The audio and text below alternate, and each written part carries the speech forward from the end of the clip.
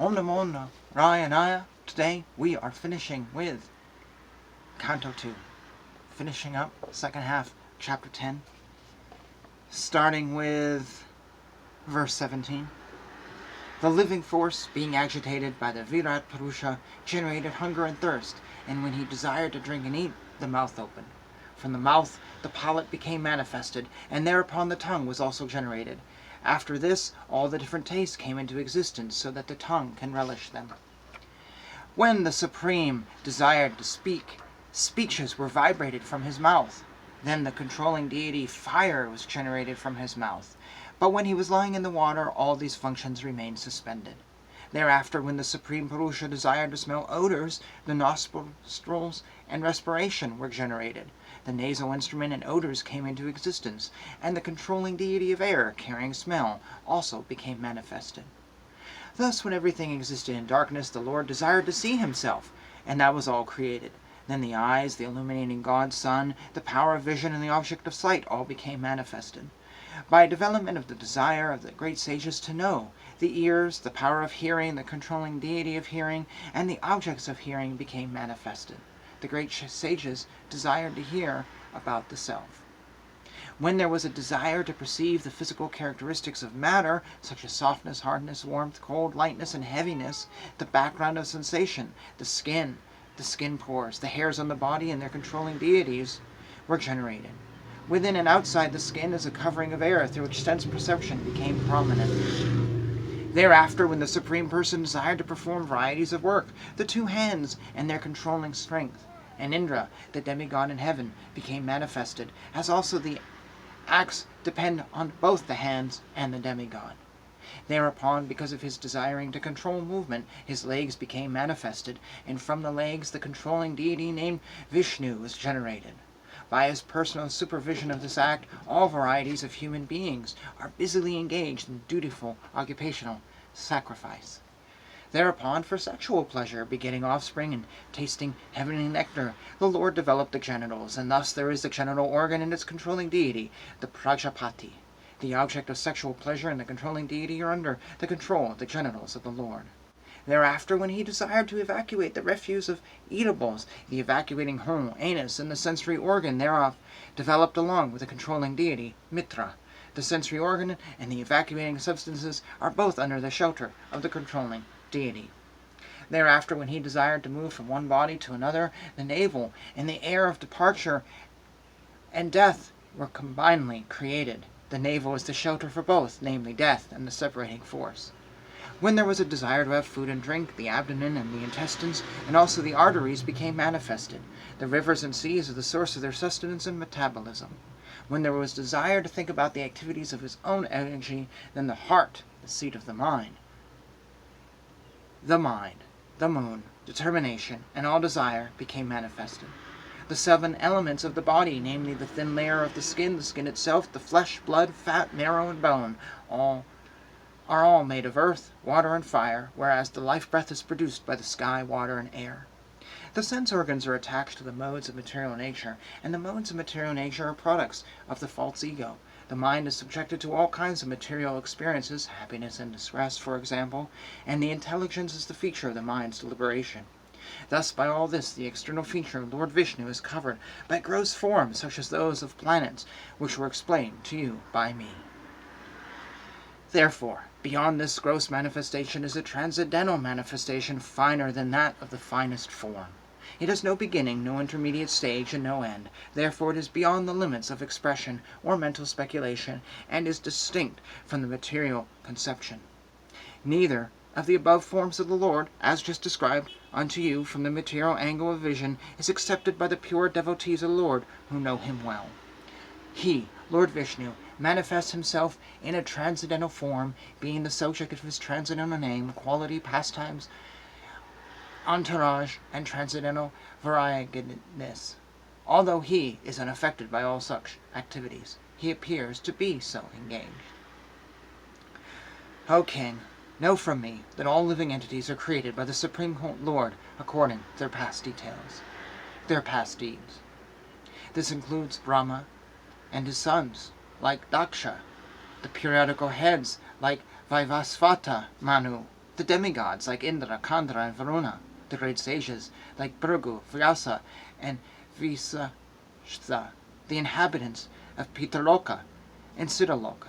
The Karanas, Gandhavaras, Vidyadharas, Asuras, Yakyas, Kinnaras, and the angels, the serpentines, the monkey-shaped Kimpurushas, the human beings, the inhabitants of Matryoka, the demons, Pishakas, ghost spirits, lunatics, and evil spirits, the good and evil stars, the goblins, the animals in the forest, the birds, the household animals, the reptiles, the mountains, the moving and standing living entities, the living entities born from embryos, from eggs, from perspiration, and from seeds, and all others, whether they be in the water, land, or sky, in happiness, in distress, or in mixed happiness and distress, all of them, according to their past deeds, are created by the Supreme Lord.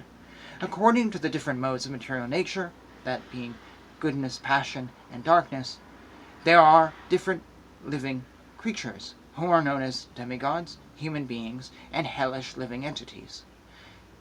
King, even a particular mode of nature, being mixed with the other two, is divided into three, and thus each kind of living creature is influenced by the other modes and acquires its habits also.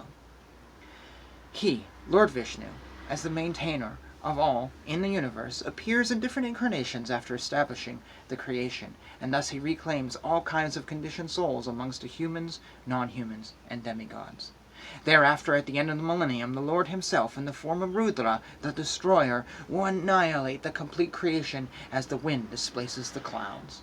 The great Transcendentalist thus described the activities of the Supreme Personality of Godhead, but the pure devotees deserve to see more glorious things in transcendence beyond these features.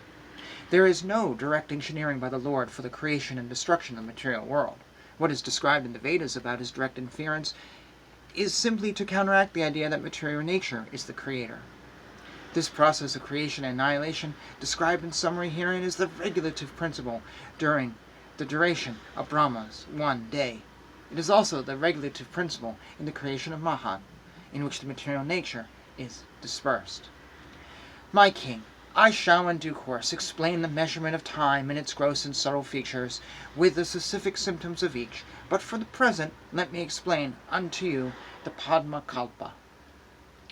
Shaunaka Rishi, after hearing all about the creation, inquired from Sutta Goswami about Vidura, for Sutta Goswami had previously informed him how Vidura left home, leaving aside all his relatives, who were very difficult to leave. Shaunaka Rishi said, "Let us know, please, what topics were discussed between Vidura and Maitreya, who talked on transcendental subjects, and what was inquired of Vidura and replied by Maitreya. And also please let us know the reason for Vidura's giving up the connection of his family members, and why he again came home. Please also let us know the activities of Vidura, why he was in the places of pilgrimage." Sri Sutta Goswami said, "I shall now explain to you the various subjects explained by the great sage in answer to King Parikshit's inquiries. Please hear them attentively." Thus ends Canto 2. Kind of an interesting ending. It's very complicated, lots of stuff. Seems like it's all thrown in. I find too many ideas in this chapter. I think I mentioned this in some earlier videos. There's just so much going on here. and the Srimad Bhagavatam is 12 cantos. But it's really just one big book, so it's ending on this cliffhanger. We finished it. Interesting. Wow. Thoughts, comments, all that stuff down below. There's just so much here. I just don't know what to say, other than the Lord is us, and above us, and in us, and through us, and it makes no sense, but yet it does make sense, and He creates, and I think it's trying to put into words a mysterious thing. I mean, I think this whole text is really trying to describe something that is beyond us to understand, but is trying to describe that, you know? It's like trying to describe algebra to someone who can't do math. Yeah, I know, that might be harder. I don't know, but we ended Canto 2. We'll take a break, I'll have some other stuff going up, and then we're diving right forward. So thoughts, comments, all that stuff, please share it with me. Also, you can support this channel. I rarely mention this, but you can. Down below is a link. I write lots of books. Most of them are actually music. There's a few spiritual books in there, and I'm always doing something new. Every year I put out something, and so please check it out. You can buy stuff on Amazon and worldwide.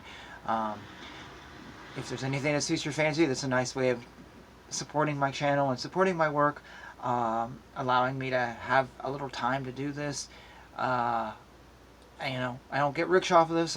This channel is not, making any money. And I just do this for the love, but it does help by not having a second job or something which is tying me down. That gives me just a little window to share, if that makes sense. Let's see. Anything else? Yeah, please reach out. And if you also have books to recommend that maybe you would like to delve into, but you just don't have the time to read them, I would be really interested. Doesn't matter how long they are. Obviously, Srimad Bhagavatam is really long, but we'll do it. And yeah, truth be told, I was actually at the store the other day looking at, they have the collected Rig Veda. You may have seen this. It's a collection of actually 6 books.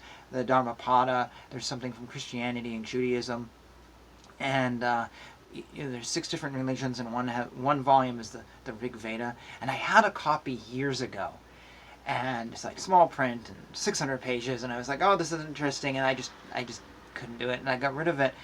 And I was thinking the other day, that's what we should read on this channel. So I went over to the store and I looked at it, $75 for all 6. I don't want all 6. I want one. I want the Rig Veda, and that book's been in that store for years, so no one's buying it. But I'm willing. I would have been willing to read that. Oh well.